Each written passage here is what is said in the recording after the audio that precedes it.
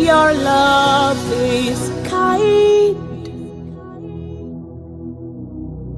Your love is patient. You fill my heart with so much peace and joy. You're amazing. You make my life feel brand new. You're amazing. You make my life feel brand new. Jesus, you love me too much, oh. Too much, oh, too much, oh, excess love, oh. Jesus, you love me too much, oh. Too much, oh, too much, oh, excess love, oh. Jesus, you love me too much, oh. Too much, oh, too much, oh, excess love, oh. Jesus, you love me too much, oh. Too much, oh, too much.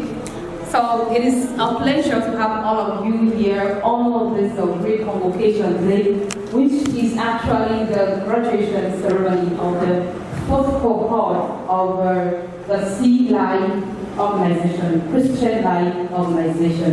And this might just be the end of the road for the fellowship program, but I must say that it is a start to studying and practicing how to be a servant leader. But this is just the beginning of service to the world. So rather than we start with prayer, we cannot but honor God today because it's been given all through. So I'm going to invite Tiku Cynthia. He's going to give us a word. He's one of the servant leaders.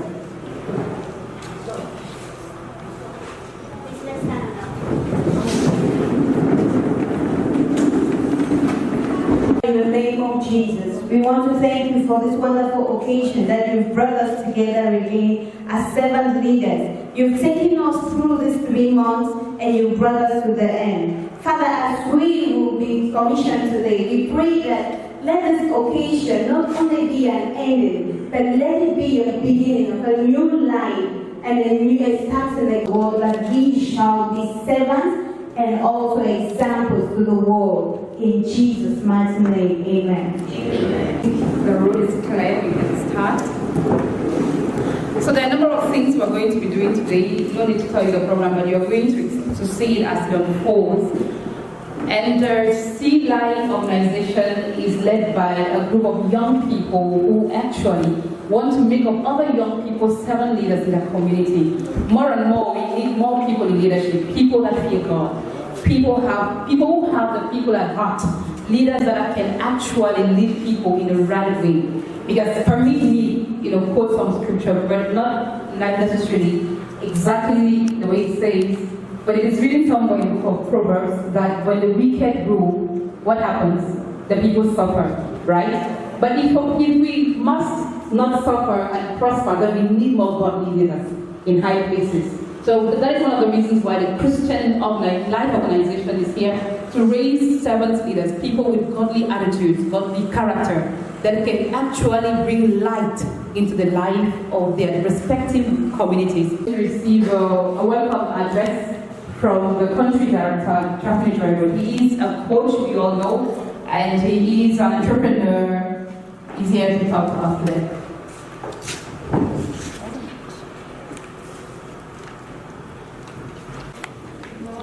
Good morning. Good morning. Look at your neighbor. Say, my neighbor. My neighbor. My wonderful neighbor. My sweet neighbor. You look so amazing. You look so gorgeous. You look like a sea life person. That is very important. And that's why I feel like I'm so sick, keeping people waiting. I've organized hundreds of events in my life. I've never been late in one. So I feel so sick, and I'm very, very sorry that I kept you guys waiting. And that's why I see wrinkles in my face, because I'm so mad at myself. But I'm so happy we have started already, because it's a joyous occasion. And I want to thank you so, so much for the patience. And we promise you, we're not going to keep you here waiting for more than 2 hours. It's beyond our expectations as an organization. So, before I give up my welcome address, I would like you to see the team that works with me at Sea Life. Where is Yaounde Elliott? Elliott is the Sea Life Programs Director. And she is also a key coach and trainer for the whole program. So thank you so much for the great job. So doing a remarkable job moving up and down as the administrative assistant. So she's responsible to make sure that everything I do works fine. So that Yaounde works directly with Yaounde Elliott as the deputy assistant, or how you may put it, programs director. So that's the whole team that makes it work. So thank you guys so much. I'm not a very good speechy person, but I'm going to do my best.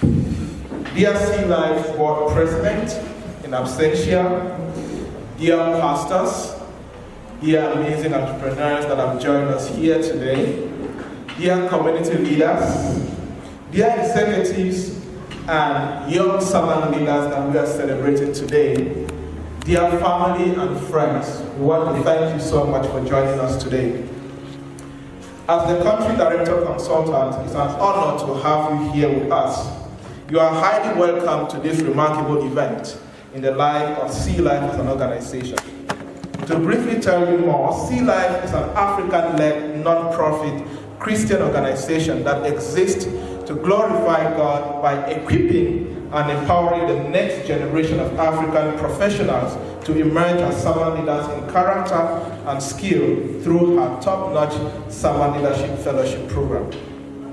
I'm so excited today, finally, not because you are being commissioned or you are being graduated today and your training is over. It's not over yet. But I'm very excited because I can't wait to see the remarkable disruptions, the remarkable work, and the community impact you are going to create in this nation, in your community, and in this continent. Please stand up, let them see it.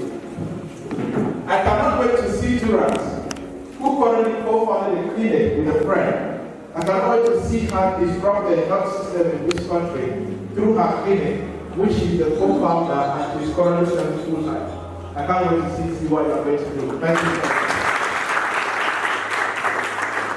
So witnessing how Lydian and Chantal, where are they?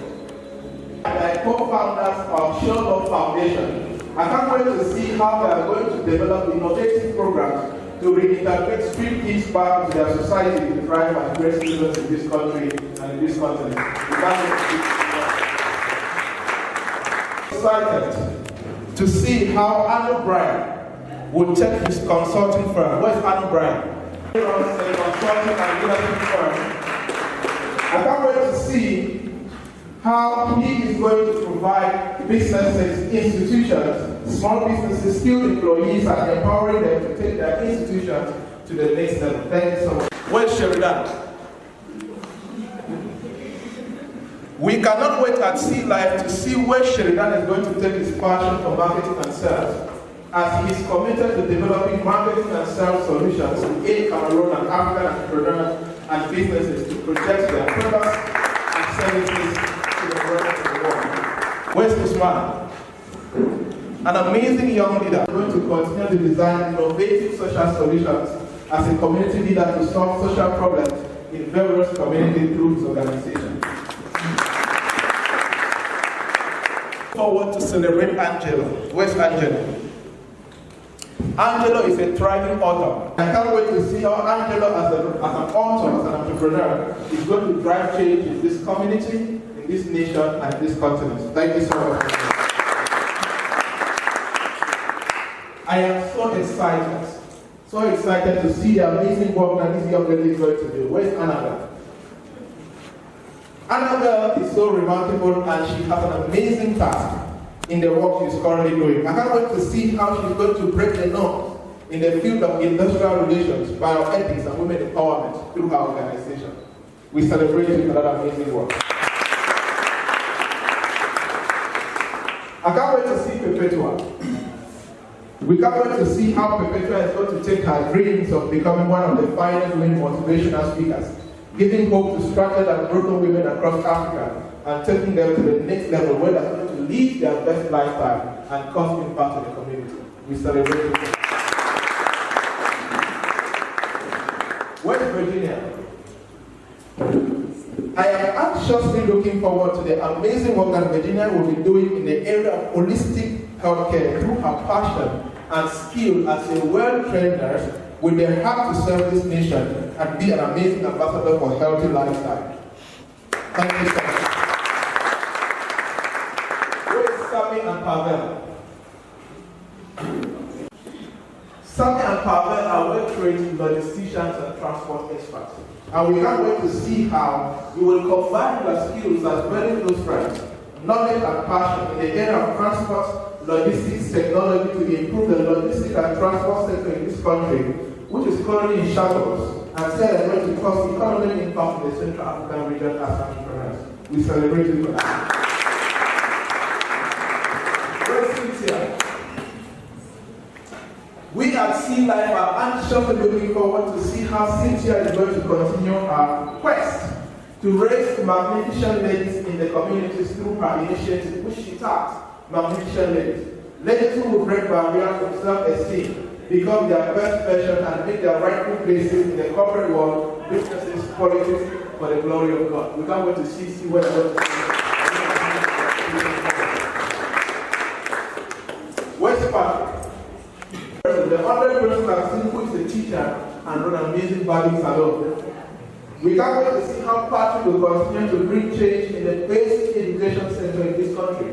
As a teacher full of a heart to serve his students with commitment, excellence, and see him take his amazing barbing studio, which we agreed, and empowered him to turn into the most successful franchise business in this nation and in this continent. Where is Tanya? She's currently a student in communication. See how Tanya is going to be an amazing journalist and brand and communication expert and help them to communicate effectively and brand their businesses with class and excellence. For the last 3 months, all of you have been taught by one of the best trainers and coaches in this country and in this continent. You have no right to be mediocre and to fail as young leaders. You have been taught best practices in servant leadership, transformational leadership, and you have learned remarkable skills and virtues of hard work. You now have clarity in your vision like never before. And as I always say, go out and happen. Where else will you rather be than be here right now, right here in this occasion? I would like to applaud each of you servant leaders for your commitment in reaching high for the training needed to pursue your passions and to lead the life that you want to live. You have endured much to experience this rewarding day, and you deserve to be called servant leaders. A day where your family and friends share with great pride. Any family member here or any friend, you can be so much proud of these young people. I have told you and I've shared with you their experiences. There is no lazy young person here. They have been trained to create and disrupt the whole community, and they have the skills to do so. For the past few days, I carefully searched my heart for the kind of advice and wisdom that I could impart into you again today. But for the past 3 months, together with the Sea Life team, we have shared with you the best that we know, done our best to contribute to your great big picture as young people. Therefore, my advice is to go out and happen. Go out and take massive actions. Stop waiting for the right time. As I always say, hope is not enough. While hoping, put in the best hard work that you have in place. If all we taught you here were the skills needed to advance in your career and enjoy a comfortable living, then we have failed as an institution. We have taught you to use your talent, energy, skills to cause positive impact in your community for the glory of God. To have the good cars and the good houses. But when we talk about servant leadership, it's to go out and serve your immediate community.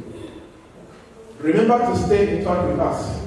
You will be receiving several emails from Elio and I, messages with WhatsApp and calls from us, because after today, you will be part of the alumni program. We will not let you rest. We'll be right there to make sure that you succeed, and we'll ride the way you did us. For those of you who own businesses, you know that you have seed capital waiting for you to stand it out and to go start up businesses. Don't forget to keep rising. Don't forget to keep shining. Don't forget to keep serving. As every day I keep telling you, no matter what you do, make sure you have fun. This life is crucial. I celebrate you all. Thank you so much.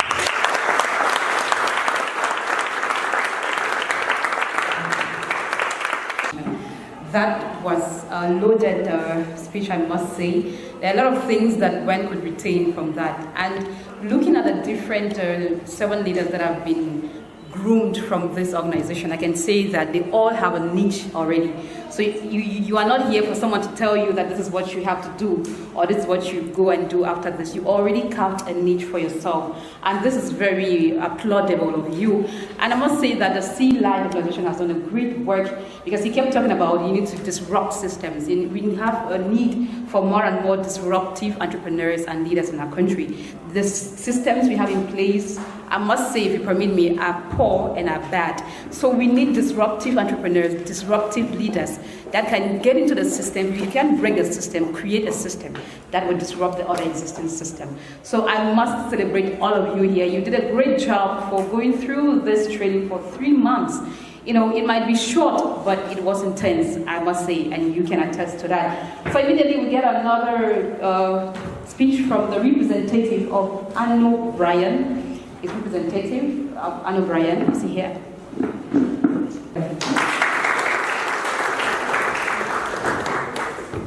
Sea Life. I want to thank Mr. Yaounde for this amazing journey. I want to thank Helen as well, CV and Patrick. It wasn't easy for sure, but we decided to take the risks to be here and to make things happen rightly. I'm representing the cohort 4 with jurors to share our little experience within these 3 months. 2019. The Chief Executive Officer of our Sea Life Essential, Reverend Pastor of BCC Simeon, respected man of God, mentors, ladies and gentlemen. It's with great pleasure we, the cohort 4 fellows of Sea Life, to have you present with us to share our life-changing experience since October. Today is a day where we are to be unleashed to the common economy to cause positive impact to the society. Sea Life stands for Christian Life. We are an African-led non-profit Christian organization. We exist to develop the next generation of African servant leaders, spiritual and professional, for the marketplace in Africa. Cameroon is the first African country we serve. Sea Life's mission is to build integrity and professional excellence in Cameroon, Africa, by developing young, God-fearing servant leaders. Our strategy is to provide community-based biblical, discipleship, and professional training to young, aspiring young nation builders, to unleash their potentials for greater career competencies and economic transformation through the eyes of biblical worldview. Sea Life trains featured leaders in Cameroon, Africa, in the areas of servant leaders, Christian discipleship, and career development, all within the community lifestyle setting. The goal is for these servant leaders to be role models in their communities, serving others with integrity and skills. As we stand today, we want to tell you that it has not been an easy task, sacrificing 6 hours each week within numerous assignments to impact ourselves with positive mindset of being an outstanding leader in our community. Sea Life program teaches us how to build integrity in workplace using the Word of God. It has given us knowledge on how to give it back to the community, and finally, how to excel as professionals. This program, it has shaped my life tremendously in so many ways, being it social relations, being it professional science, how to build toward my image, and how to brand myself as a servant leader. Each of our lives, we have spent the past 3 months climbing and descending the steps that lead to sea life. We have learned, laughed, loved, faced challenges, and most of all, matured together. Today doesn't just concern reminiscing about the past. It's about looking forward into our future. Firstly, we are immensely grateful to the entire staff of Sea Life, where we have received an invaluable training, thanks to our fine mentors and instructors. But I'm sure that we will approach challenges with the same boldness and equanimity with which we tackle problems currently. We are thankful to our friends and families for the support they gave us along the way, and to each other. The bonds that we have built here, especially in our life group, will last us a lifetime. As we continue to provide support and encouragement for each other in our future endeavors. 3 months ago, some of us did not have the confidence to express themselves in the group. We had business ideas and already established businesses, but we did not have the right entrepreneurial skills to take these businesses to the next level. Through the Servant Leadership Program, we have been challenged like never before. Pushed into a journey of self-discovery to bring out the best of us. Courageous and ready to face the world with excellence as a core value. At Sea Life, we have learned that we don't have to look far for inspiration. Each one of us here present has the potential to make an inspiring contribution to others by being true to ourselves and committing ourselves to lofty goals. As we live here today, let's ask ourselves the question, how can I better serve my community today? Congratulations to the Cohort 4 servant leaders. Sea Life.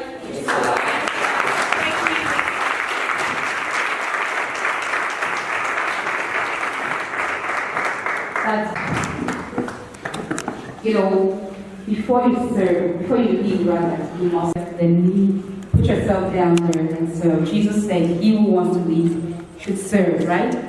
So those are the kind of people we're looking for in the society. We don't just want leaders who come and sit in high places and looking for the high tables and the already clean chairs for someone to serve them. We want leaders that can actually serve, because the best way to lead is to serve with your lifestyle. That is why maybe the slogan is, it is a lifestyle, I guess. Because you need to serve, first of all, with your lifestyle, the way you live and the way you carry yourself in the society, how you bring forth impact to your community. That is already leadership. Okay, and I'm very impressed with this cohort because there are 8 women and 6 men. I can say this is 60-40, because more and more women are getting into leadership. Okay, we are past the century or the age when women should stay at home. But if you think that you can serve from home, that is still fine. If you think that there is a place for you in the world that you need to occupy and make your voice heard even the more, then go for it. Okay, because if there are 40% of men and 60% of women in the world, let me use this representation to draw this analysis. Then if we allow only the 40% of men to work and fend for the rest of the world, which will make 100%, then we'll be overworking 40% of the world's level, which means 60%, which means the women will not work.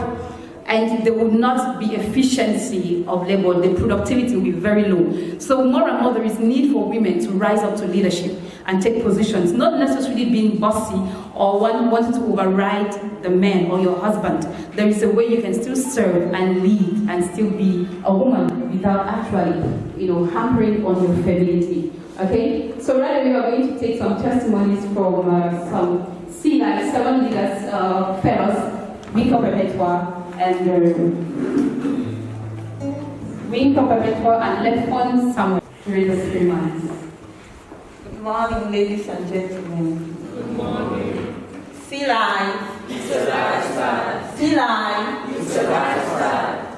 When I started this program in November, I was in the house, going every day to Google and YouTube, trying to figure out my purpose. I never knew my purpose, but I would listen to people talk about purpose. And when I joined C-Life, 2 weeks in the program, that purpose came so clear. And as I am standing here today, I am on a journey to fulfill my purpose and my mission here on earth. All thanks to this amazing program, C-Life. Also, I did not know anything about community service. And when I joined the program, and Madam Elliott said, you people will go out for community service, I was like, what is community service all about? And she explained to me, you have to serve your community. If you have to be a good leader, you have to start by serving others. And I am standing here today to say that these beautiful ladies here are from my community. We call ourselves the Native Astoria Foundation. This is my co-founder. We decided to serve women, to get women out of their houses, because most of the times we suffer from low self-esteem. We don't have confidence in ourselves, and we said it is time for us to get up, bring women out, so that they can make a story for their community and the society at large. I would also say that when I came to C-Life, I was suffering from a fixed mindset. When I talk of a fixed mindset, what do I mean? If I start something and it feels I give up, I consider some people that know this is good for them. I am not good for that. And my darling husband, this is him here, he will always tell me that no, life is not easy. You have to work hard. And when I joined C-Life, my coach and my mentor, Mr. Joyben, he told us that no, if that fixed mindset, C-Life helped me to delete the fixed mindset and install a growth mindset. Growth mindset meaning that if I fail, I have to get up and go again. If I knock at that door and I am rejected, I have to knock at another door. I have to read, I have to work hard, I have to be determined, I have to be consistent in order to be successful. All thanks to this amazing program for just 3 months. And I am proud to tell you people that with this amazing program, my own mentor is right behind me. The person that has been helping me, directing me, and telling me how to go. Please put your hands together for her. This is my C-Life, clearly, ladies and gentlemen, we greet you. I say we because we are many of us today. And what Winka Perpetua has just recounted as her testimony is just exactly the way it has happened to each and every one of us. Coming to C-Life, I did not actually know what it takes to be a servant leader. But I had read a lot about servant leadership. But today I can tell you that being a servant leader, you must be ready to heal souls. In your respective professions, whether you seek to deliver value, at what level, at the end of the day, if you are not able to heal a soul, or to heal a community, or to heal a nation, you have not delivered value. And at the same time, you can't qualify yourself as a servant leader. I therefore applaud the C-Life team for empowering us all to be servant leaders. And I will be pleading to each and every one of us present here today to take it as an intentional act to heal a soul on a daily basis. With that, I believe we are going to make our communities, the nations, and the world a better place to live in. Thank you, and God bless you all.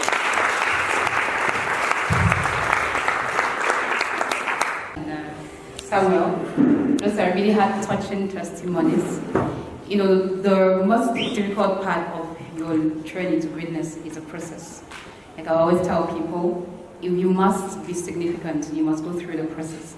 And you must humble yourself to go through the process. 3 months was a process time for them to face the world. A lot of them came there with problems of self-esteem, you know, confusion in their vision, where are they supposed to go, which road to take. But they had to submit themselves to go through the process. This is something that a lot of people do not want to go through. I am not saying you must go through the Sea Life Servant Leadership Program before you call it a process, but in whichever way you want to go through it, there is a process you must go through to become better, because once gold goes through the fire, it becomes refined and more precious and ready for use. So we have a lot of people out there, you know, they're so very zealous and they are making noise all over the place, but a lot of them have not gone through the process. That is why we see people rising, and the next minute we don't see the initiatives anymore. We have seen they have fallen already, because we're just excited and anxious about it. Once you get a vision, like all of you already have a niche, once you get a vision and you carve out your niche rightly, the next thing you should be asking yourself is, what am I supposed to do? What process am I supposed to go through to become who I have to become? Because even Jesus, who is our example, went through that process. It took him a lot of time. You only see him, heard of him about in few years, but he had to go through a process, giving himself a training to serving others, submitting to somebody, to a leader, to a mentor, to a coach, to somebody to help you, you know, face the world. The road we are taking, or we want to take, there is always somebody that has taken that road, or is on the path that we want to engage ourselves. So the best thing we would do to our respective career and our dreams and the world we want to serve is to serve first. Give ourselves to a process, okay? Enough of the talking. Let me give the floor to somebody who will give us another keynote speech today. We're going to hear from Mr. Tata Usman. Is he here?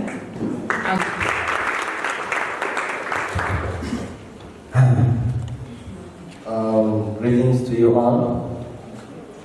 I'm so excited to talk to you today. It has not been easy. That's why I really want to recognize the presence of everyone in the house and those graduating. Sea Life? It's a lifestyle. Sea Life? It's a lifestyle. Let me recognize our team, our Sea Life team. Foresight crew, are you in the house? Yes. Let me see you. Thank you. The crew, are you in the house? Yes, yes, yes. Nation builders, are you in the house, please? You see your wisdom, are you in the house? Alright, thank you very much, guys. Anyway, it has not been easy. Like I said, Sea Life has taught us a lot, and they always tell us procrastination is the fertilizer that makes difficulties to grow. So if you are procrastinating right now, in order to meet your dream, then you need to step up. Don't procrastinate. Whatever you have to do, start doing it today. As you're here today, it's because you're supposed to be here. So I'm so excited seeing everybody in this hall today. Those who have not made it is because they were not supposed to be here.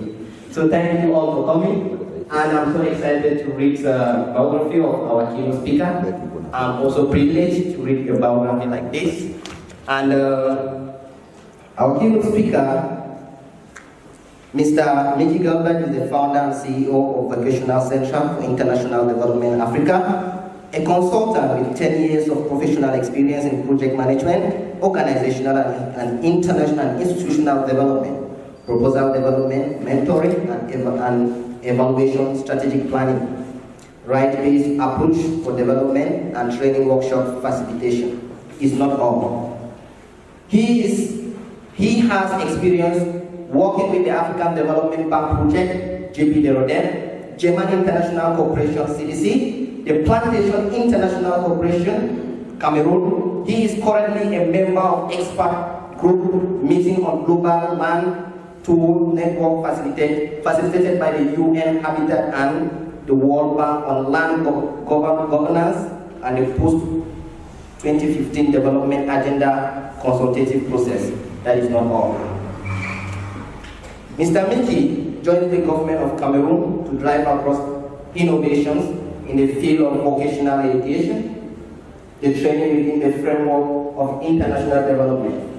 Please, kindly welcome Mr. Miki Gilbert with his standing invitation, please. Thank you very much. Very welcome.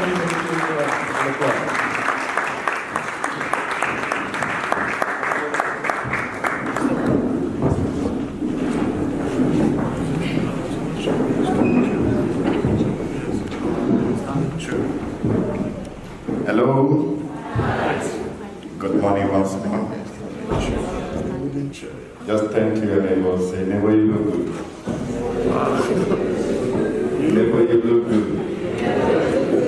But I look better than you. It's a privilege to be in your midst.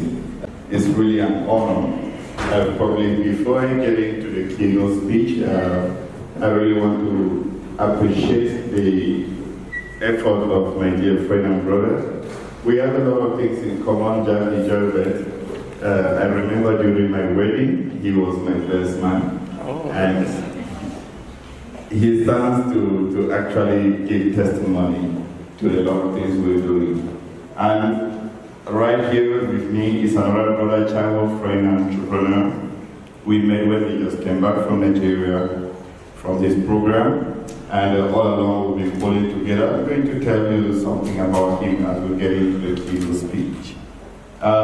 Next to him is a very good friend I met just yesterday after our meeting with the Children, Cameroon Children Alumni Association, or the British High Commission. He is here, Andrew, representing a brother and a mentee that I met some 3-4 years behind. But we worked together and he got the scholarship to move to the UK for his master's program. I really regret his absence. He was supposed to be here, but he traveled to Qatar yesterday for a very important meeting. So, ladies and gentlemen, all protocol duly respected. This keynote speech is delivered on this great occasion, celebrating the commissioning of Sea Life 7 leaders. It gives me great joy and a unique opportunity to speak to a fabric of people like you. People who are determined to intentionally introduce change in their communities. I mean intentional. If you must take any change in your community to another dimension where you're going to keep shining, you must be intentional about the intervention. That is why Isaiah chapter 60 verse 1 says, arise, shine. If you cannot arise, you cannot shine. And the arising part of it, you must be able to go through a process. Speaking to you today is a divine assignment that God has ordained that you will be part of the cream of change makers that Mickey will be privileged to share his experiences with in 2019. Speaking to you today is not by chance, but a long-term planned engagement that is only being fulfilled. In the month of November 2018, I must be able to share this with you because most often when you are given the chance to speak to present a keynote speech, there is usually the temptation to talk more about yourself and forget about the message. But there must be a connection between who you are and what you have to tell the people. In 2018, I sat in the midst of bullets in Bansor, and I asked myself this question, dear God, what do I have to offer for 2019? This question drove me to a platform of focusing on my strategic plan, which I developed from 2018 to 2022. That is who Mickey is going to be. The strategic plan will give you the roadmap, who I'm going to be by 2022. The year 2018, which was the first year of the strategic plan, was just an amazing one because everything that happened to me came as planned. And for 2019, getting into it, I looked into some of the key objectives that are going to make me remain outstanding as a servant leader. And I'm speaking to servant leaders because you need to speak with objectives.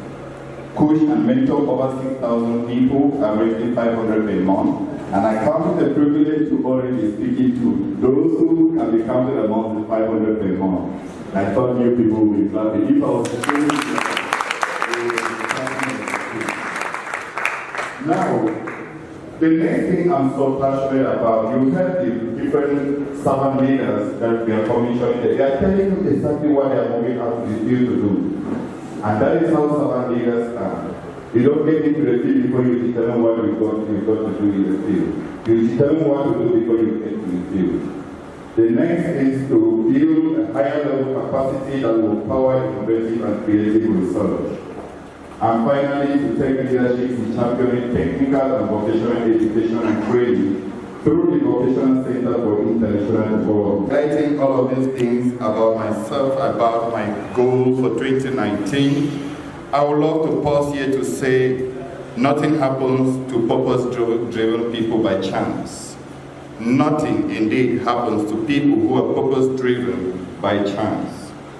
Thus, my keynote address will be focusing on the topic, success is predictable. Success is predictable. Success in the 21st century is predictable. It is designed. It is a choice. When I left my abode this morning to this auditorium, God revealed to me that I'm coming to speak to a handful of change makers. I'm coming to speak to people who want to introduce change. I'm coming to speak to a myriad of individuals who have begun powering change and people who are determined to make things happen. I remember back in my university days, we had a course in the university titled Making Things Happen. A course in the university, Making Things Happen. And I used to wonder, what am I going to learn in this course? Am I just going to, everything is just happening? So, is what we need to do. Here seated are people who will own and control media. Here seated are people who will own and control media. Here also seated with us are people who will have students without schools. Hello? Hi. Here seated with us are people who will have students without schools. There are also people who own the biggest taxi companies without vehicles. There are also people who will feed hundreds of thousands of people without a restaurant. There are also people who will repair thousands of vehicles without a garage. And we also have people who will be the largest accommodation providers without any real estate investment. We have people with the largest money firm without banks. I'm talking about the cryptos.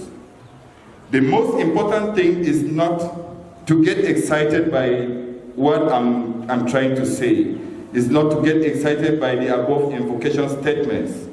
But it is a challenge for you to provide the answers to the how.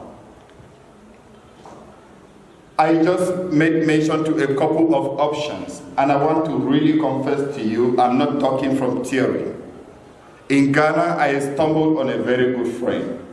With a master's degree, he opened up a washing point, and he made an excellent work.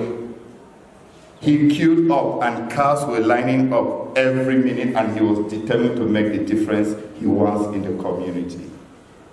In Kenya, I stumbled on a very excellent lady. This lady graduated from the university with first class in biochemistry, but yet went back to the community to work watermelon with the mother. And today she employs over 5,000 Kenyans. She is a multi-millionaire. The solution is not in the certification that we are going to get. One thing I just want to let us know, if you provide the right answers as to how you're going to do this, you're just going to experience a different lifestyle. How will this get to happen? This will only happen if you have the right idea and the right belief system. Ladies and gentlemen, This occasion is one of the rare moments that you will get to understand the true meaning of your existence. Not one of us here seated is a mistake. Not one of us here seated is a mistake. I must confess to you that each and every one of us here were created for a purpose. You were not created to entertain the world with your beauty, because even Queen Esther in the Bible was meant to survive Mordecai and the rest of the Jews with her beauty. And if you are a bird, you've got to fly. Fishes don't fly and birds don't swim. Your ability to fly because you were designed to fly is what we call success. Let me pause here and share with you a bit of what I experienced with one of my aunts. I came back from school. I was in the secondary school. And I was first in class. And I came home celebrating. Mom, I'm the first in my class.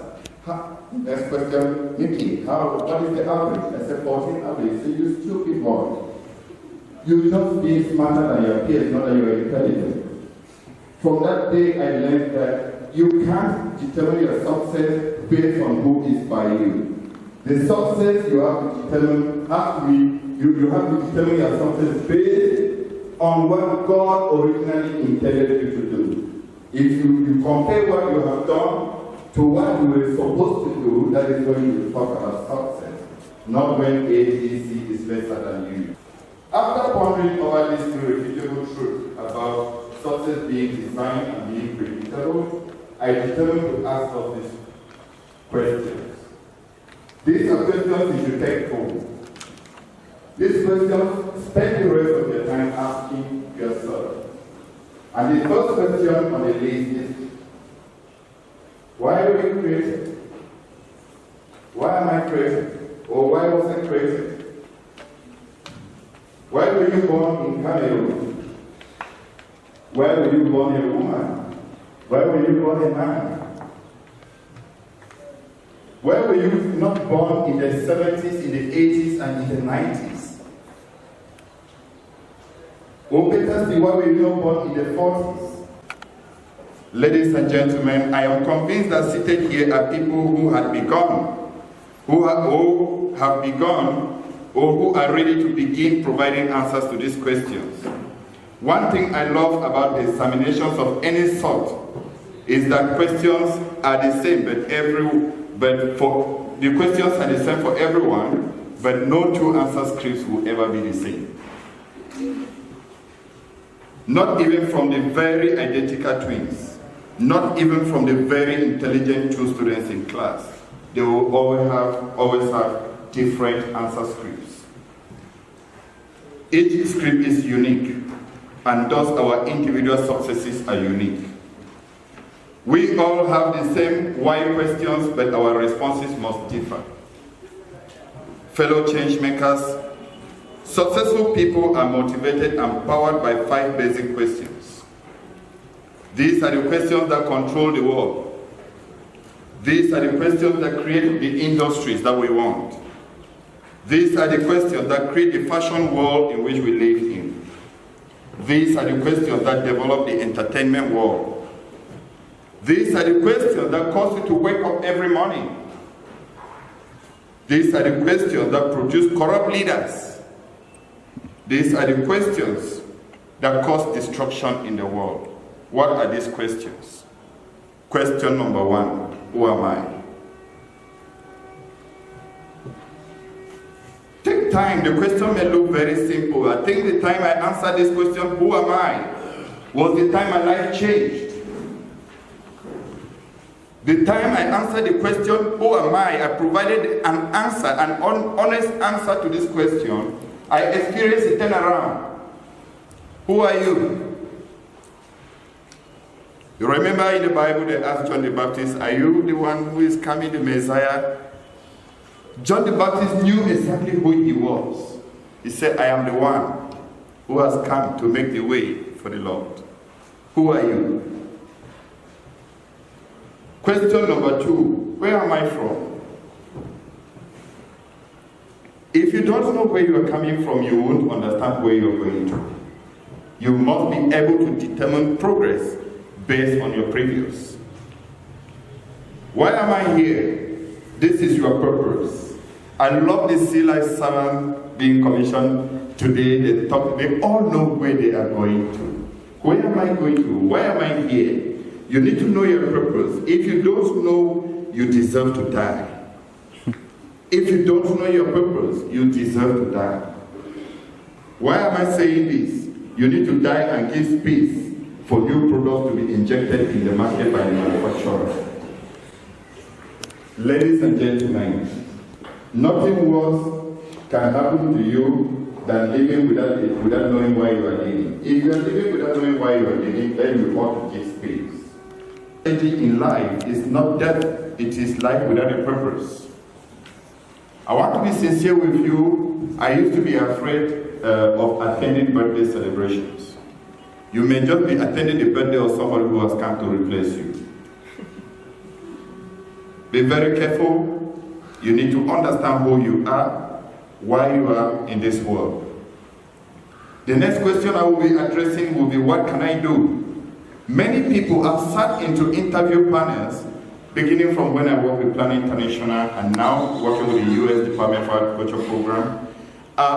One thing I've learned from interviews is you see somebody with a PhD program say, yes, what can you do? Say, sir, I can do anything if you give me the job. You are a bomb being just ready for me to recruit you, and you explode and kill the rest of the staff. One thing you need to know, your ability. Many people do not have an idea of their ability. They don't even use up to 10% of their true worth. Many of us have a remote control in our hand that only has 4 functions that we understand. Play, pause, forward, backwards. If you use the remote control in your hand in that way, you are an abuse to the manufacturer of the TV in your home.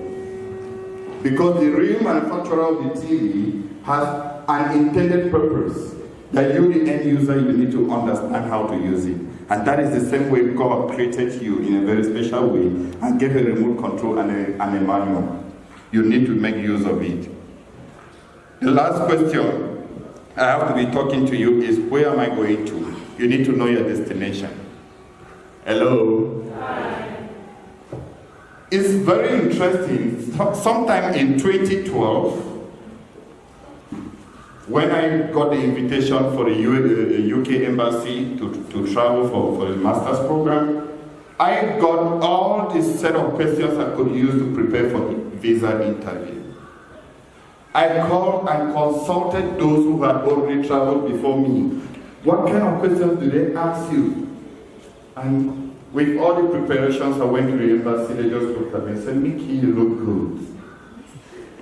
Who is Mickey by 2017? These people actually needed to know they wanted to know my destination by 2017, a 5-year journey. If you're seated here and you don't know who you are tomorrow, after tomorrow, by 2035, if Cameroon government can know who they are by 2035, they want more of you. We need to do so. Ladies and gentlemen, when you provide the right answers to the questions that we have been asking all through, you are predicting success for yourself. We could move to villages to empower young people. I remember some people said, maybe these boys have political ambitions and they are looking forward to become future senators and parliamentarians from this area. Because we just determined ourselves to intentionally impact the lives of young people. I remember in one of the communities, the only profession they knew in that community was either you go to school to become a teacher, a medical doctor, a journalist, or what again? A farmer. And they knew about lawyers.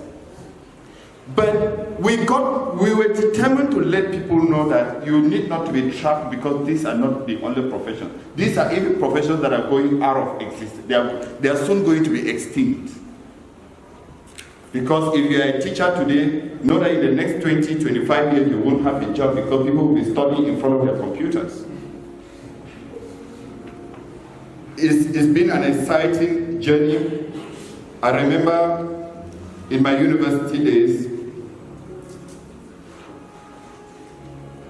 there were days we could go without food. There were days we didn't even know where to put our heads. Why am I telling you this? Servant leaders, you need to begin. Even if you need beginning the hard way, you begin. At the level of Plan Cameroon, Plan International, where I function as the Regional Monitoring and Evaluation Officer, I won't be afraid to pronounce my salary by then because it has passed. I resigned with a salary of 550,000. I resigned and my family disowned me. Why did I resign? I resigned because I wanted to pick up a part-time scholarship. At the level when I finished my program, I came back to Pan-African, I resigned with a salary of 600,000.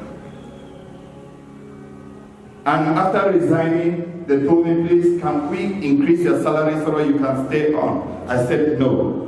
Why am I telling you this? If you are dreaming to become an employee, each time your master, your employer seeks to increase your salary, know that it's bribery for you to stop thinking. Hello? Currently, it sounds very interesting for me to conclude that after my program in the United Kingdom, London College University offered me a lecturing position for annual salary of 28 million francs. I refused. I came and picked up a voluntary position in Pan-African Institute in Boya and I was paid 130,000. There in Pan-African, I began life and I was the only cook to crew. And when the UN agency said, we are looking for somebody, we want to partner with this institution, but we want somebody who is going to speak the language we want. And when they turned around, it was only Mickey. That was the beginning of the journey. But why I'm telling you all of this is because if I had given in for all the good things that were coming on the way and I lose focus on the purpose for which I actually have, I wouldn't have been where I am. In conclusion, dear friends, let us acknowledge this fact that success is predictable and it is designed. Successful people walk through jobs to their work. Why I say successful people walk through jobs to their work is that you need to focus on your work and not on your job. Because you can be fired from your job and you can never be fired from work. Your work is what will cause you to be celebrated. You will never see a fish that cannot swim or a bird that cannot fly naturally, and thus they are celebrated for swimming and flying. In every seed is trapped a tree, and the success of the seed is not in the size or shape of the seed, but in its ability to bring forth the tree and the fruits. Everything God created has success trapped in the inside. God is more committed to your success than you are, because your success is for His own glory. Succeeding in what you do is glorifying, and God is pleased when you begin to glorify Him by doing what He created you to do. It is either you begin to do or continue to do. The moment you don't, the moment you stop doing, then you are good to quit the scene. And our Creator is ready always to bring a woman who is going to bring another person who is going to replace you on the planet of the earth. Long live the generation of change makers. Long live Sea Life servant leaders. Long live the Republic of Cameroon.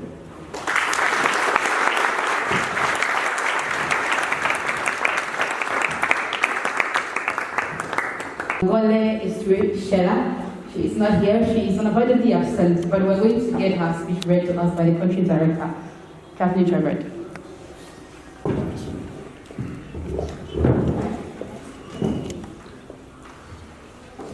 All right, I'm here again. Before I read Sheila's speech, I would like to welcome the Sea Life Board President in Cameroon, Reverend Gustave Bai. He walked in when the occasion was going on. Please give me a hand of applause.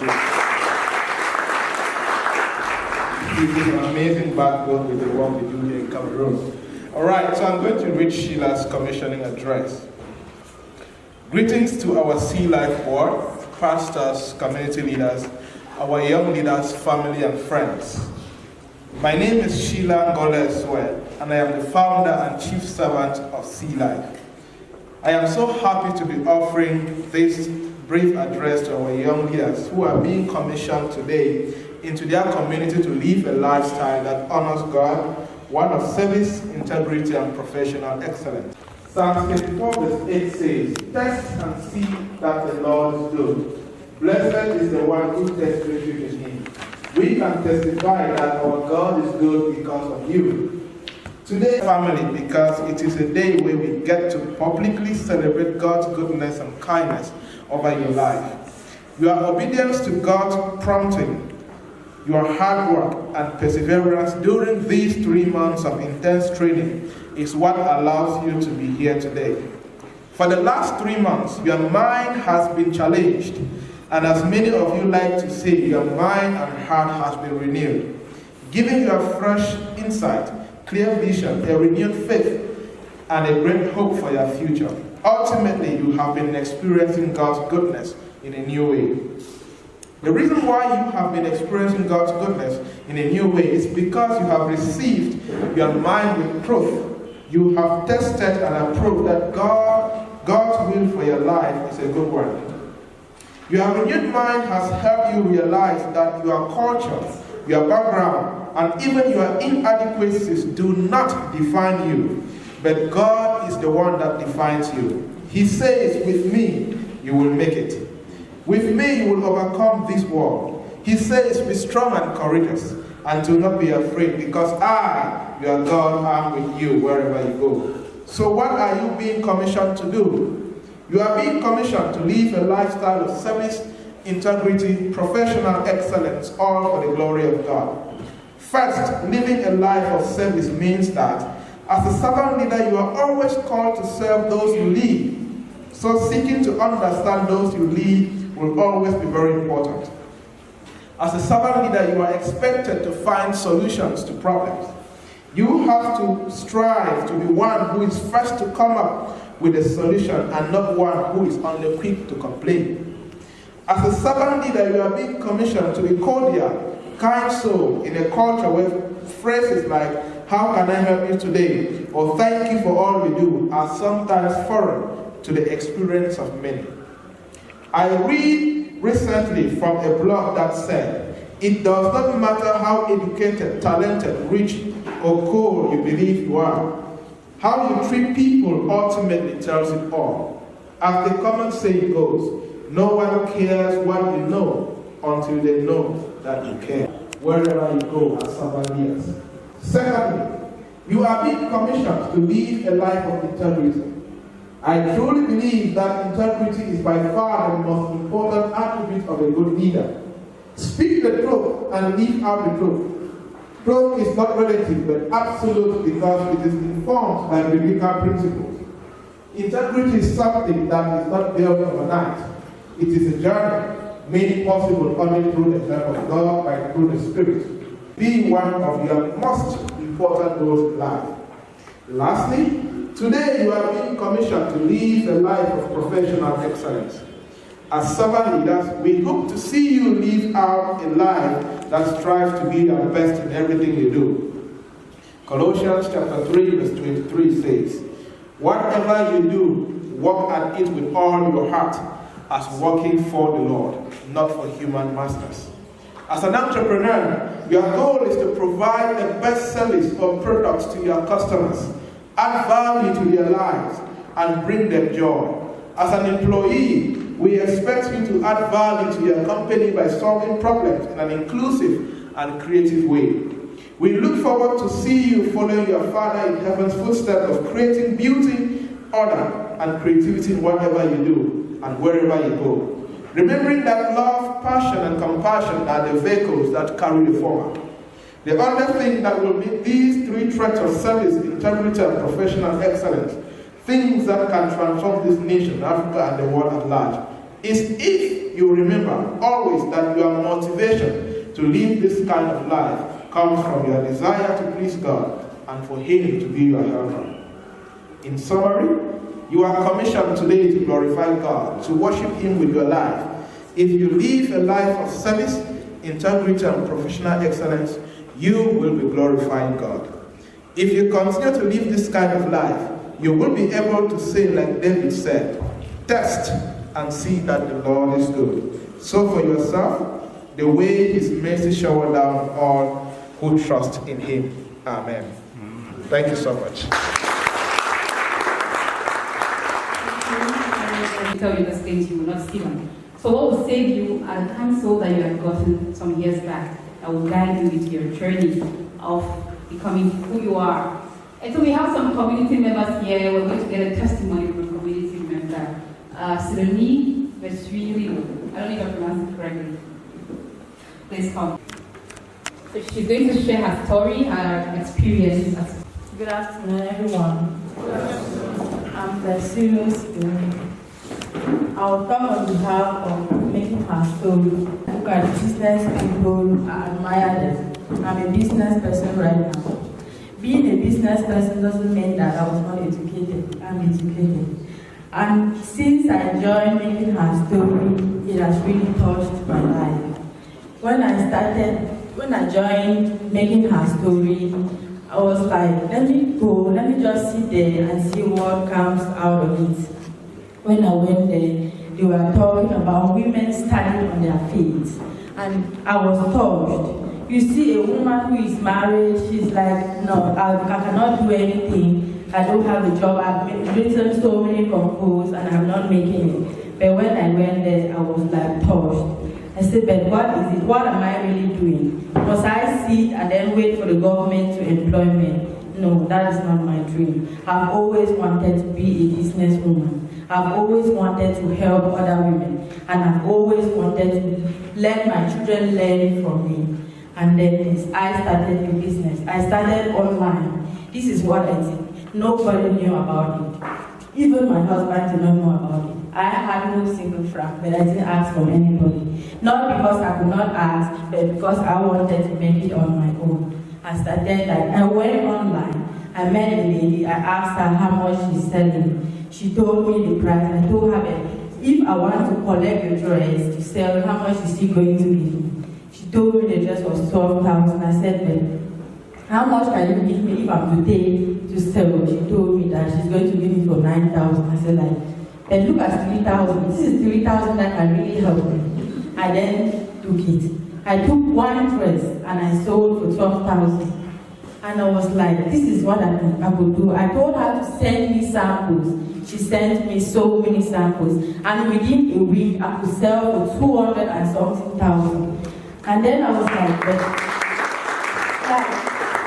my husband did not know about it. I then told him that I'm a businesswoman. He then laughed. And then told me that why am I in a hurry? I told him that no, I can do it. I can do it. Within 1 month, I could sell for 500,000. And I told him that I'm now employing so many people. Right now, I have about 20 girls who sell for me. I give them, if I sell for them 2,000. And my friends will say, how are you really doing it? It's difficult for me to convince somebody to buy. I said because I have always wanted to be a business person. When you want something, fight for it. When you want something, work hard for it. And I've always said it. Sometimes I give something to somebody, sell. You can sell for 10,000, you can sell for 5,000, and I give you 1,000 francs. If you really know what it means, my gain might just be that 1,000 francs, but I decide to give you the 1,000 francs because I want to encourage you. Right now, I have encouraged so many women, and some of them, the other day, a woman from the ministry came into my house. She was like, where is your shop? She wanted to buy so many things. And that instant, she gave me 100,000 without seeing any problem. And she was just as assured as going to bring her to because I've always wanted to be a businesswoman. And I've always wanted to encourage women. We can do it. we can do it. A man must not provide everything. I don't feel comfortable asking. I feel comfortable providing food. I can provide to a friend, I can support a friend, I can support my in-law, and I can support my husband. And now I am very happy because of making her story.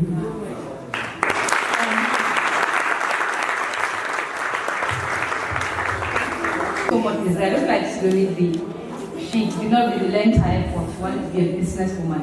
And by every means possible, she pulled it. And today she is established and already taking along other women with her. And like she equally mentioned, she does not like when a man only provides for her. There are people like that. But even though the men, please, not to say that you shouldn't provide, you should provide. You love when we are being taken care of. That's how it's made. We cannot change the nature, right? The man is born provider. The woman is born helper. And so take care of us, provide, but while we still make the side income to support the rest of the family. The world is growing and so much is happening, you can't do it alone. But don't run away from your role. Play it firsthand where we support you. Okay, we're going to go to a very important phase right now. We're going to call on Yaounde Elliott. She's going to read the Leaders' Creed. I'm going to ask the young servant leaders to please be on as we do the young servant's creed.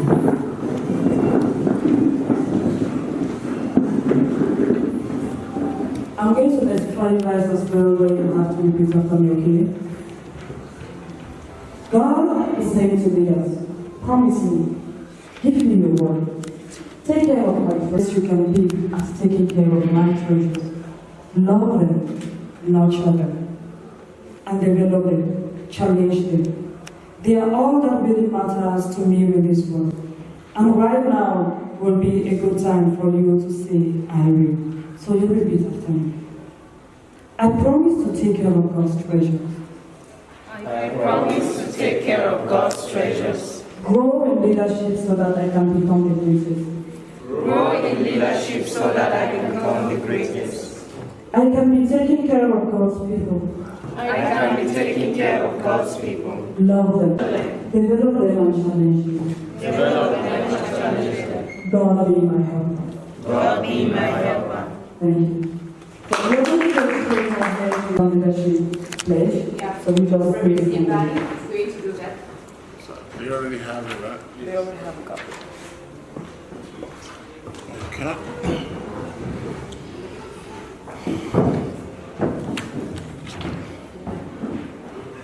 Well, a servant leader who leads is a leader who leads by first promoting the best interests of those they lead. So, let us pledge together, because even those of us who are not graduating are also serving somewhere.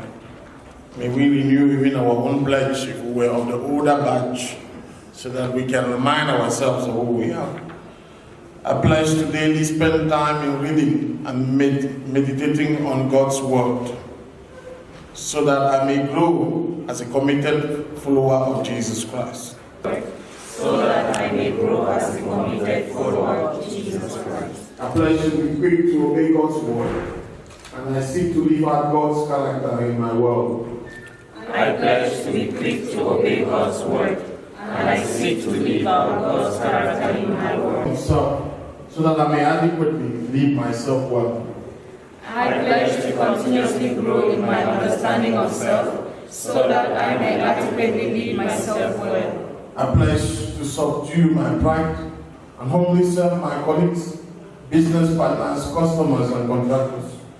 I pledge to subdue my pride and humbly serve my colleagues, business partners, customers, and contractors. I pledge not to paint my fellow colleagues in a negative light to benefit my own success.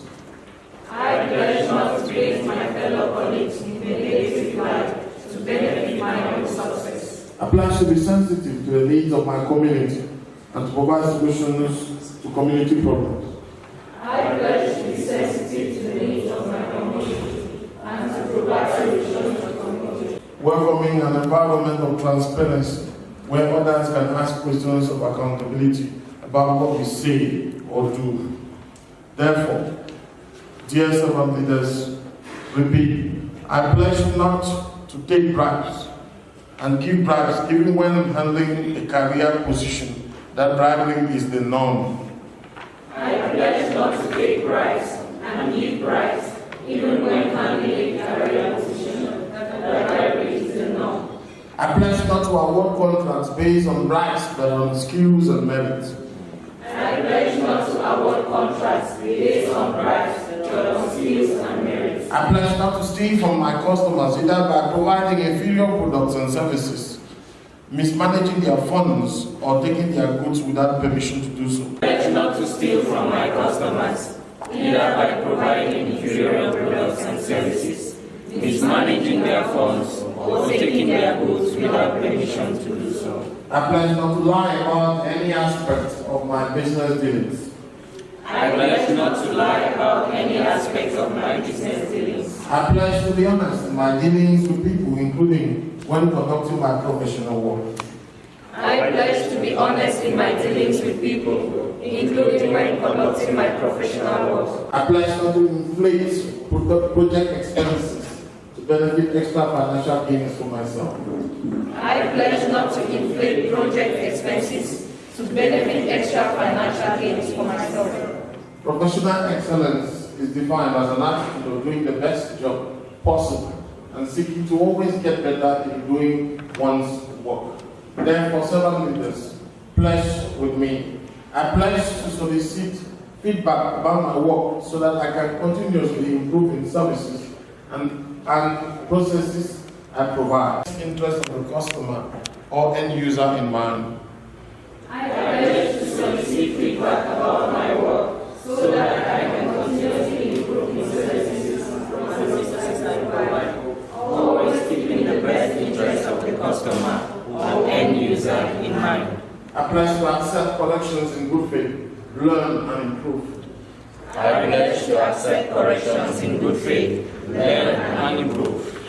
I pledge to provide a welcoming and respectful working environment for all my stakeholders, meaning I will not be rude for any reason towards those I'm conducting business with. I pledge to provide a welcoming and respectful working environment for all my stakeholders, meaning I will not be rude for any reason towards those I'm conducting business with. I pledge to bring consistent growth in an organization where I find myself as an employee. I pledge to be an innovative problem solver and not a problem watcher. I pledge to be an innovative problem solver and not a problem watcher. And to deliver project expectations at the agreed upon time. I pledge to strive to show up on time for all appointments and to deliver project expectations at the agreed upon time. Congratulations for successfully completing the 7 Leadership Fellowship Program in this February already. Today is the 2nd of February 2019. It is the best possible time for you to graduate so that you go and have an experience of a whole year. God bless you. Thank you very much. Those are very serious pledges to go against them. Now let's call on the Principal Director, Chaplain Driver, to conduct the awards ceremony. See live. See live. All right, so now is a very important moment where we'll be giving some awards. Young leaders don't know the criteria to select who wins which award. So it's a surprise, they don't know who is going to take the award. So summer leadership is also in character. So we watch you closely from the very first day right to yesterday. We had the last class today, right? Yeah, so that's how serious it was. So we watch it closely for the past 3 months, and we've picked out people, but you guys are all winners. You get something.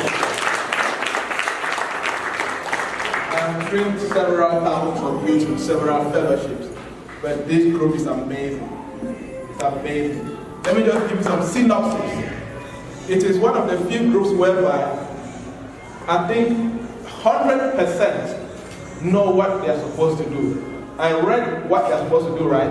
From my personal observation, I read how each person has something doing already, right? Those who came in as unemployed have already gotten jobs, right? We have those who, one is not here because he just arrived South Cyprus, I think 3 days ago, for a master's program, right? After this, one is going to Ghana to finish a part of studies. After somebody is starting a full-time job tomorrow in his former employer's place as an admin officer or something.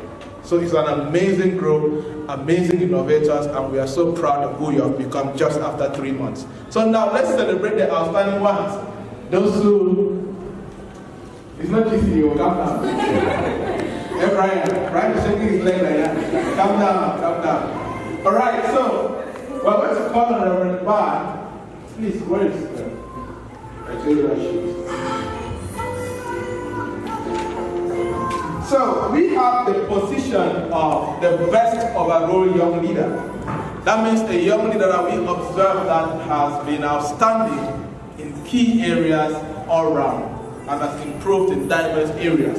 So we were looking at how the young leader brainstorm innovative ways to solve a particular problem and how this young leader take these solutions into the community and actually makes it work. We look at how the young leader practice community service consistently, right? Like maybe every week or every 2 weeks, he or she is doing something to solve a problem in the community. We looked at punctuality.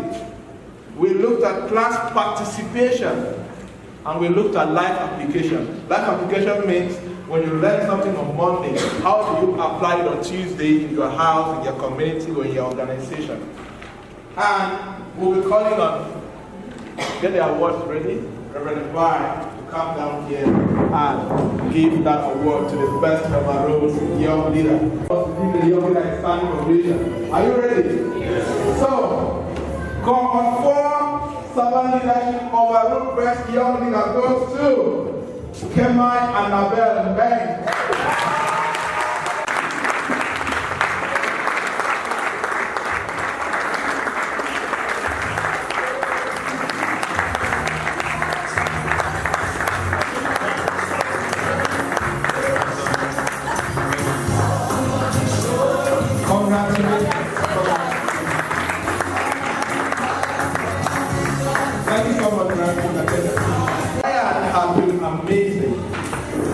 Because the most improved has clear characteristics. What do you take and how does it affect your business? Brian has transformed his consulting firm into an amazing institution. Just because he takes everything we teach him and practices it in his business, and it has grown so tremendously. The next position, the next award, goes to the best community service. Who is that young leader that practically takes the training and takes it to his or her job site and use the skills to serve the job site or to carry out that particular skill in a general community setting? And we're looking for somebody who is consistent. His or her self-esteem has grown tremendously and who is able to cause direct impact in the life of another person or a group of people. And the award of the best community service goes to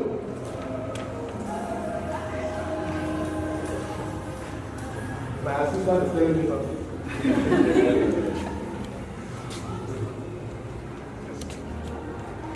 It goes to, sorry, I've forgotten. We're calling the keynote speaker to come and give the award. Yes, I want to give some suspense. In exposing how teachers take fees and give them receipts and parents don't know. She fought corruption in her institution in a remarkable way.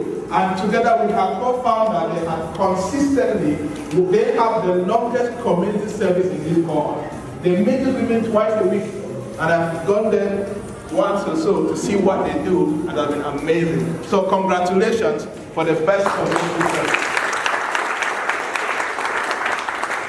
And the last award, there's something you guys heard about the life group, right? We separate them into life groups. And these life groups will give them content and courses to study and inspire and pray for each other. And in this life group again, they create a business and they write a business plan and they come and defend that business plan. And if they are willing to start with that business, Sea Life provides startup capital to create this business. So, how do we look at this life group? We look at the punctuality of these life group members, all the life group members. We look at how they are able to complete their core value course content. We look at how innovative their business plan was and how they presented the business plan to the jury. And the best life group award goes to. So we're going to call on the representative of a Charlie Christian, the Commonwealth Ambassador, to come and give this award. And we're going to call on Apostle W.L. Case to join him in giving these awards to this group of 5 people who make up this life group. And the best life group award goes to... Congratulations to Contact Group for winning the best award. The first president of Contact Group, Talented Grants. Talented Grants. Good. Andrew, leader of one Talented Grants. This is going to collect the award. Grants.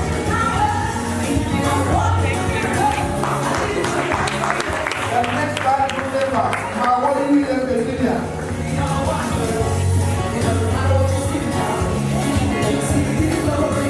Virginia. Congratulations. The next time group member, Sister Cynthia.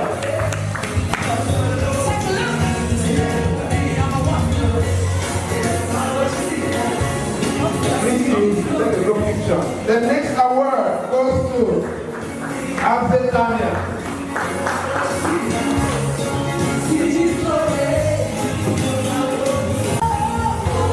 And the last group member, Makoya Mujia.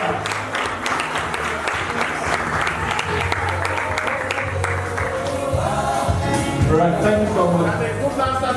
Yes, please, the group now come together and get us position. Yes, thank you so much. Good, come now, the group.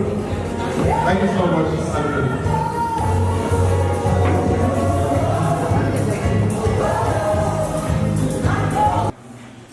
All right, we have shared with you how the power of fellowships transform people's CVs. For those who have gone for fellowships, they know how it has increased their opportunities. Because in the CV, when they say they have done any fellowship, it proves that they are somebody who stays committed. Fellowships are very difficult. Go under pressure, hard work, commitment. Sometimes they shout at you. Sometimes they give you things you never know where you're going to start, but you're still going to come in anyway. Right?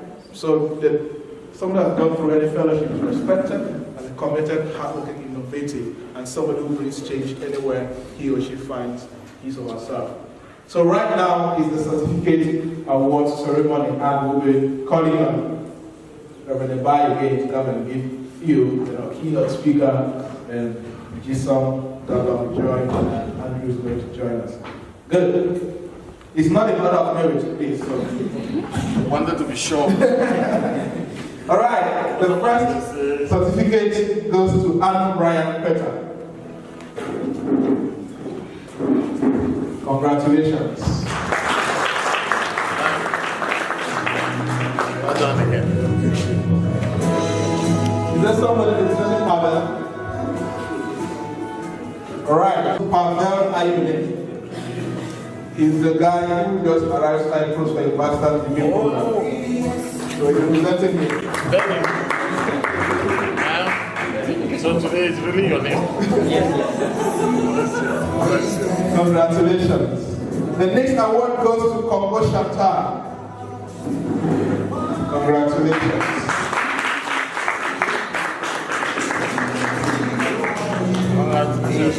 Sorry, I don't know what your name means. I knew what that means. The next award goes to Annabelle. Man.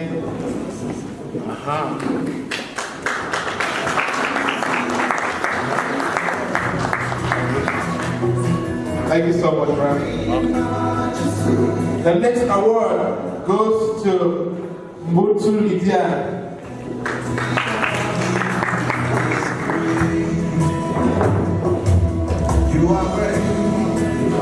Congratulations. The next award, the next certificate goes to Mama Virginia Liye. Congratulations. The next award goes to Azet Tanya. Congratulations.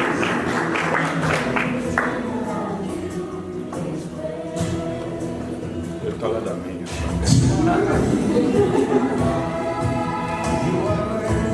The next award goes to Sami Defon.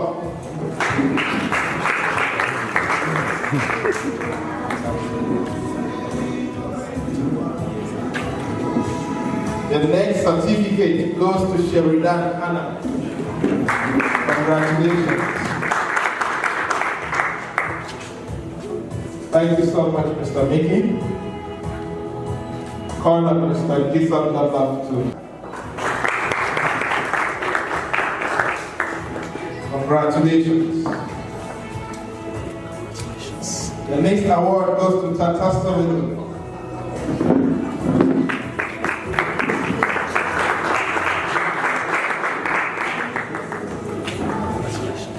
The next award goes to Tipu Cynthia.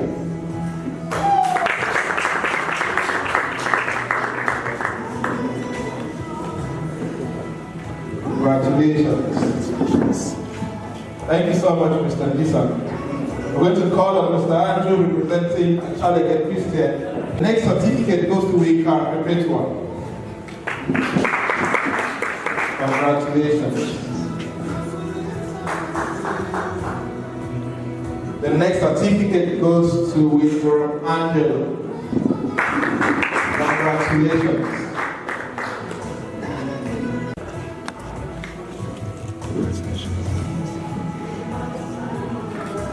All right, thank you so much, Mr. Andrew. My boss says I will give the laugh at myself.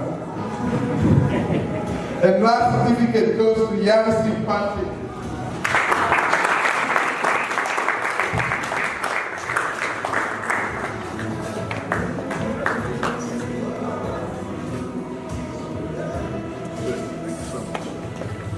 MC. Thank you very much. 7 leaders have a gift to present to the Sea Life staff. And while they prepare to come up, just to remind you and everyone that cares to listen, the Sea Life organization has opened application for the 5th cohort. So that starts on the 4th of March, if I'm not mistaken. So you can already apply to be a fellow in this program. So let's get the lead. Good afternoon once again. On behalf of Cohort 4 and the Sea Life staff, we want to thank you again for giving us your time, for honoring us with your time here today. And we want to thank Sea Life especially for the gift they have been giving us for the 3 months we have been with you. You have given us so much, we don't know how to say thank you. From low self-esteem to doubts, and now we are confident and we are very, very, very much certain that we are going to give the best of ourselves. This is just a small token. We wanted something that we will leave a bit of our hearts with you. And we all did this together.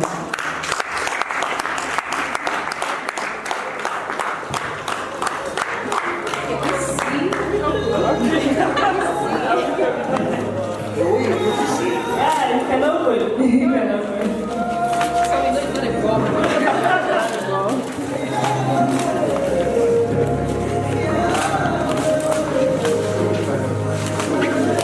With a touch of heart-to-heart roots. One of the many projects we have. Wow.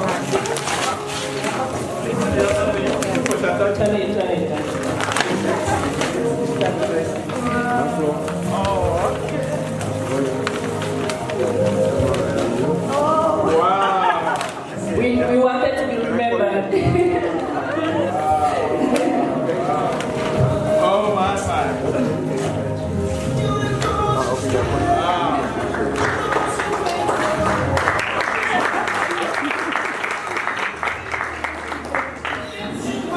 So beautiful. We want to be remembered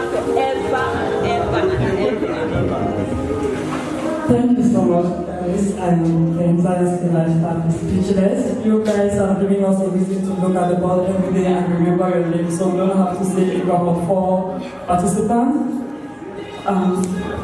We lack words, but we say thank you. And thank you guys for giving us a reason to wake up every day from our beds to impact you. Thank you guys for believing in us, and we believe in you, and we just can't wait to get the testimonies of the things you've done out there. So we are always available. Today we are giving you a certificate, but we are not saying it's the end of the program. We are saying every day you need help, you need counsel, our doors are open, they are wide open for you. Thank you guys so much for coming. So we're going to have some pictures at the end of this, so you might want to just step out. We have some pictures out there before you can go and grab some refreshment, something to buy or drink. But I won't let you go. I want to tell you about a program that we just launched. My program. This is opportunity. Talks. It's a storytelling forum that we just launched. You know, stories are very important. We've heard amazing testimonies of what happened in the community and how this program has transformed their lives. But what if you had another platform where you can reach hundreds of people, the rest, more of the world with your stories, your true life experiences? So that is why we put in place this program, Talks. It's a storytelling forum where we believe in stories. We believe that if stories are properly told, they can go a long way in fighting against violent extremism, sexual abuse, and promoting peace, gender equality, justice, strong institutions, fights corruption, and promote sustainable development goals. So that is essentially the essence of the Talks Storytelling Forum. Just recently, last month, we launched, January, I mean to say, we launched the storytelling competition, which will take place on the 30th of March in Yaounde at PMAC. So it's a lot of registration has been coming in already. It is a chance for you to be awarded for using your story for positive change. So if you're interested, you can meet me later to get details and how to be part of the movement of storytellers. So right away, we're going to get the closing remarks and a word of prayer, and the Reverend will pray, and we can go on. All right, thank you for the patience that you have given us throughout it. That shows the love and the commitment that you have for the people that invited you and for us as an institution, and we don't take it for granted. And it also means that as cohort 4 is going out, it means we are welcoming cohort 5. So Sea Life targets 3 sets of young people. You are a job seeker, you are, or you have an advanced level certificate, you are unable to go to university because of one thing or another, we are looking for you. Or you are a current university student, or you are a community change maker or an entrepreneur. Those are the 4 sets of people we are looking for. If you are outside of this, we don't want you. All right? Good. So if you are here, we know somebody, because we are different from other training because we ensure that the impact is there. Some people are just passionate about working in the corporate world. With our networks of people that we have in our network, we always make calls. Hey, we have somebody who has graduated from the program and have these skills, please can you recruit the person? And many of our close friends come to us first to recruit before any other person. They're like, hey Jordan, do you have a young person who has the skills in marketing or digital marketing? We want to recruit the person. So that's why the Pro Under also have quicker jobs than any other job seeker out there, because you're part of the network. For entrepreneurs, they come for seed capital. We train you in the world-class entrepreneurship training program. Designed by me personally, one of the best training and training programs across the African continent, what we use in our training center. So you don't only get the money started business, but you get the seed capital and the technical support and continuous support until you make it as an entrepreneur. So if you know somebody who knows somebody, please spread the news. And there are some flyers, the recruitment flyers on your table. Please share with somebody. If you need more, just request from my team, and I'm going to give that to you. My part of closing remarks is to sell.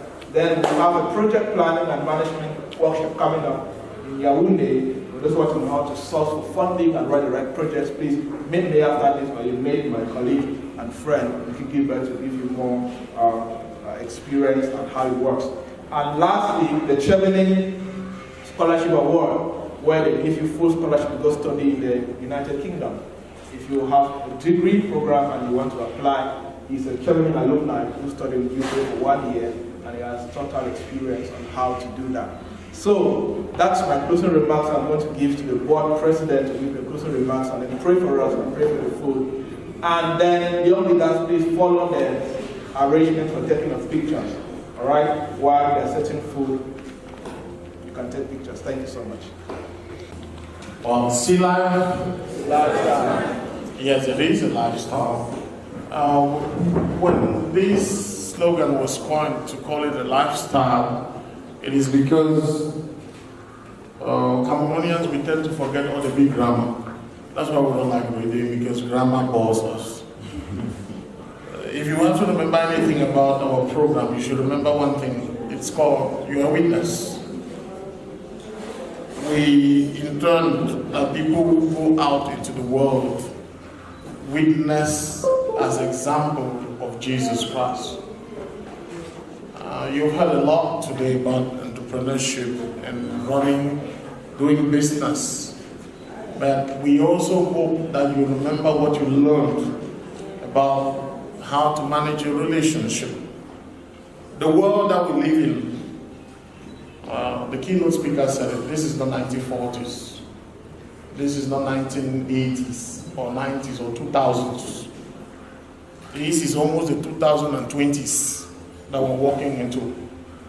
So in this world, everybody is an expert. Everybody is a psychotherapist. Everybody has an advice. 50 ways to do this, 100 ways not to do this. 10,000 ways how to keep a man.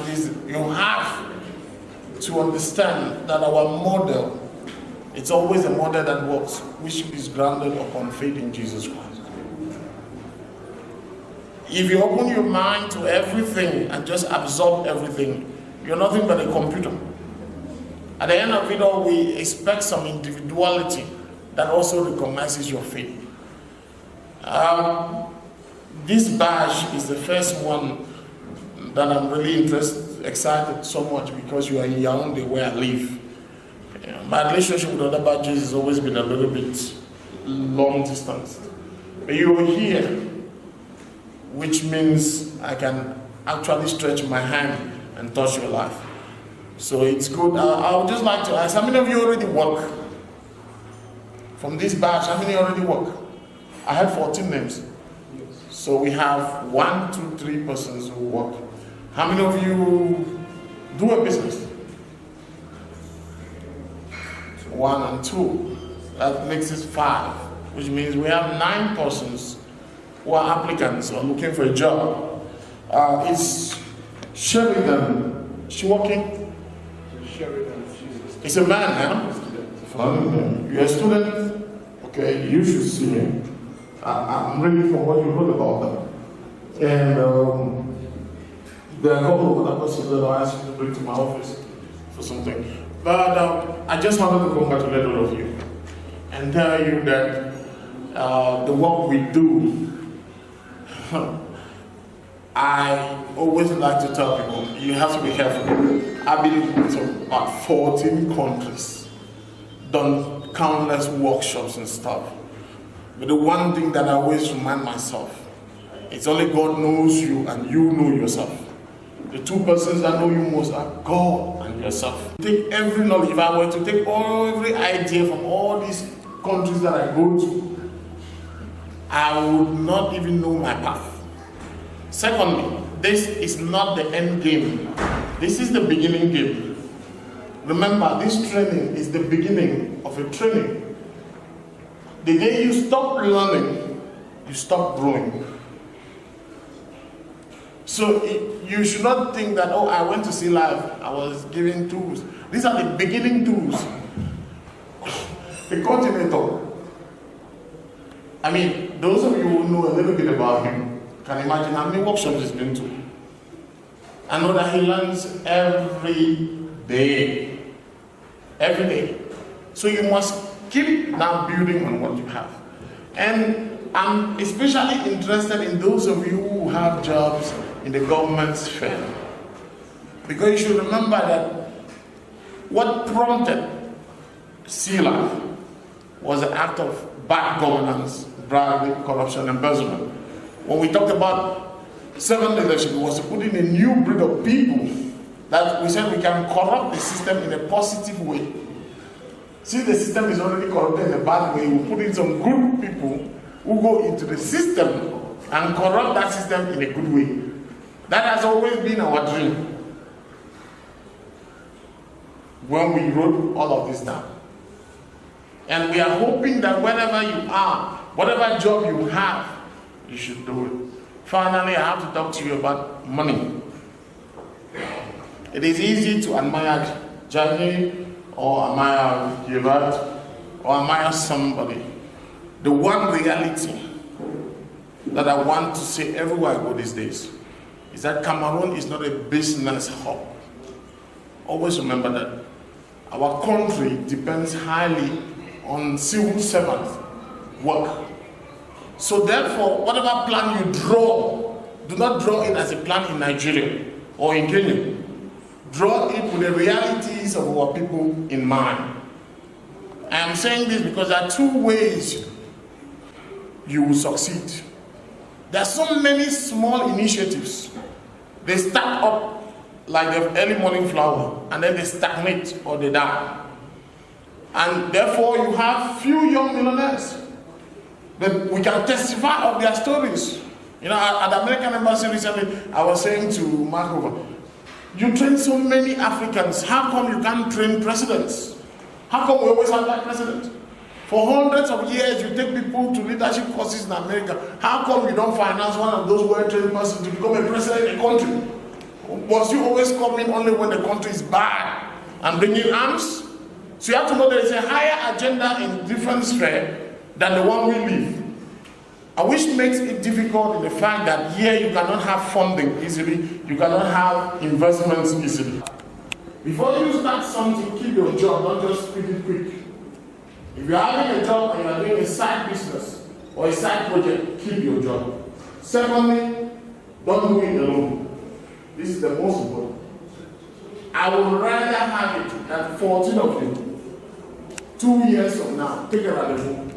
That in 2 years from now we will meet and each of us will put on the table 300,000 as a capital for a common initiative. So you have 3 years to come out with 300,000. Because at that moment when you meet with 300,000, the 14 of you, you'll be talking about 4.2 million as your beginning capital. And choose 2 of you to be like those who run the project. You'll be running something with your personal capital, still depending on your job, but in 2-3 years you have something that will start paying additional money into your account. Do not try to do it alone. There is no father, nobody in the country who has money. And those of us who actually like to learn these things, the bad thing is that we always come from homes and families where we don't have much. The strange thing is that those who really seek this kind of knowledge do not come from the rich homes. They come from homes where you struggle. I'm telling you this out of experience. In my journalism class, second year, I created my first organization, my friend in the US. But that organization was created in a class meeting. And I asked my 20 friends that we should each, upon graduation, bring in 100,000, which will form 2 million to begin our own newspaper. They laughed at me. But I have friends, we graduated, we went to UB in 1999. I still have friends today who don't have a job. What I'm telling you is, do it together. Do not do it 2, 3. The most successful part of the world now is microfinance. People don't understand it because it's little drops of water that become a mighty ocean. Do not do it alone. Be looking individual jobs, but to change this country, we will need to come together, experts, and create small lights and just allow those lights to grow, hoping that by that 2035 that we're talking about, the business world would have grown. But it can only grow if we take the model of microfinance and put it in every branch of this country. There cannot be a good television house because you have small canals, everybody thinks we should open water. That is not it. We are a poor country. First, we build together. Then from that, we expand. McDonald's or Coca-Cola or anybody, they didn't start by one person. They went and brought in other people to be shareholders. It's always the key to great development. I'm telling you this because I see your faces so eager. That eagerness easily dies when you don't find capital, when you begin that initiative and it stagnates. Remember, do it as many as possible. Because if you are many, let's say 40 of you, 100,000 is 4 million. 40 of you, 300,000 is 12 million. The capital is bigger when we are many, because we are a poor country. You can get even your friends from government, from anywhere to invest in that venture. And you work in that venture as an employee. Don't claim ownership when there is not yet money. Don't be working on a venture and you're already the owner of a company. No, you're an employee in that company. Bill Gates or whoever, all of them went to get shareholders to invest. And that is why no matter what the Bill and Melinda Gates Foundation will do, Bill Gates will keep his job at Microsoft. And no matter what Obama Foundation will do, Obama will keep writing books and looking for other sources of income. Your source of income cannot be in your project so early. So please, do not take a model because you heard about it. Put it in Cameroon context. This is not a business hub, I repeat. The only way we can develop is for us to use even our friends who are in civil service to invest little sums of money in a venture, and as many as possible. Then we can have big television house, even if it's one that can at least rival with Seattle, or we can have a big newspaper, or we can have a big corporation, or we can have a big factory. Right now, no factories, nothing, small projects, small campaigns. Jasmine is here, Gilbert is here. We are running around the whole world. But few of us have those opportunities. Until I combined with Sheila, then Sheila was born. And Jasmine came in. And there are other people who came in. It must be a common initiative. Remember that. In this country, remember that it would help you when you are designing whatever you have in mind. I'm very sure that all of you, in this 2019, those of you who are already seeking will find jobs. Use that job to build. And each of you who has already started something, extend a hand to other people. Don't undermine your friends. Let them put in their 10, 20, 20,000 so that your capital can be enough for you to do some really good business. Let us pray.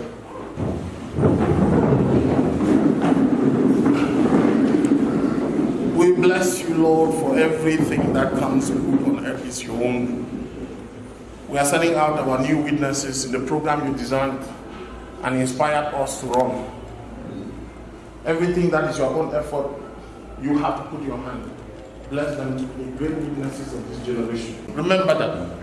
In this country, remember that it would help you when you are designing whatever you have in mind.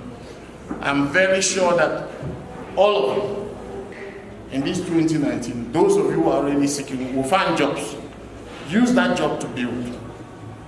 And each of you who has already started something, extend a hand to other people. Don't undermine your friends. Let them put in their 10, 20, 20,000 so that your capital can be enough for you to do some really good business. Let us pray.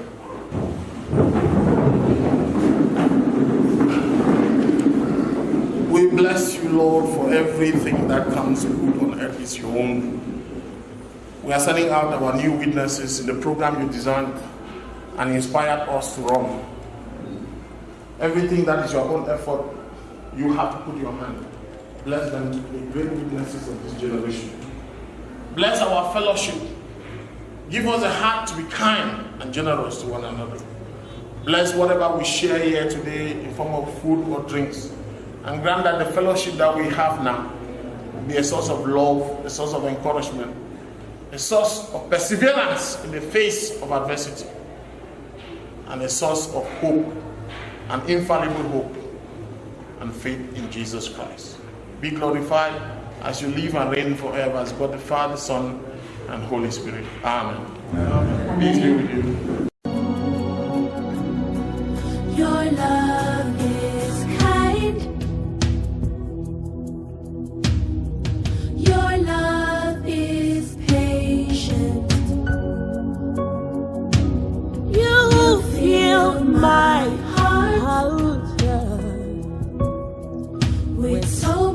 much peace and joy. You're amazing. You make my life feel brand new. All your promises are yeah, and amen. You're not a man, you never lie. Jesus, you love me too much, oh. Too much, oh, too much, oh, excess love, oh. Jesus, you love me too much, oh.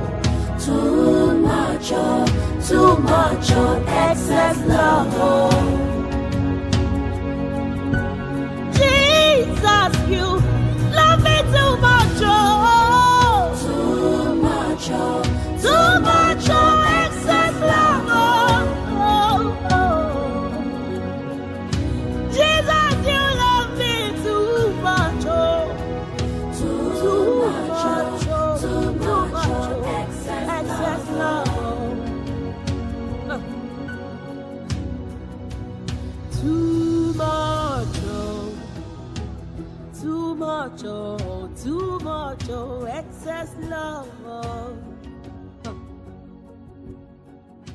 Your love for me too much.